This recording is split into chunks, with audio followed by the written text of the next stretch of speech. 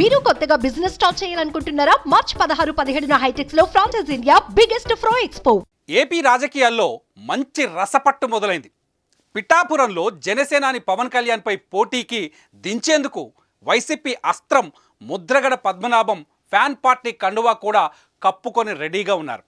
ఇప్పటికే పవన్ ఎక్కడి నుంచి పోటీ చేస్తే అక్కడ పోటీగా ముద్రగడను నిలపాలని వైసీపీ ప్లాన్. శుక్రవారం జగన్ సమక్షంలో ముద్రగడ వైసీపీలో చేరారు. రేపు జగన్ ప్రకటించబోయే అభ్యర్థుల జాబితాలో పిఠాపురం నుంచి ముద్రగడ పేరు రావటం ఖాయంగా తెలుస్తోంది.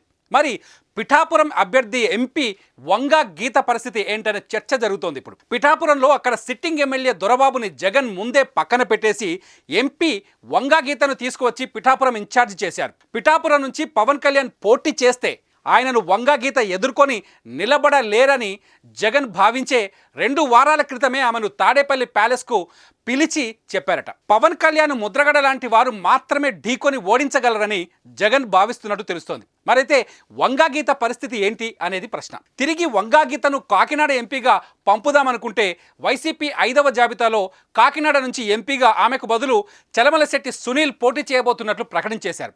ఒకవేళ ఆమెకు మళ్ళీ కాకినాడ ఎంపీ టికెట్ ఇవ్వదలుచుకుంటే అప్పుడు చలమలశెట్టి సునీల్ పరిస్థితి ఏంటి? ఈ ప్రశ్నలన్నింటికీ ఈ నెల 16న జగన్ విడుదల చేసే పూర్తి జాబితాలోనే జవాబులు తెలియాలి.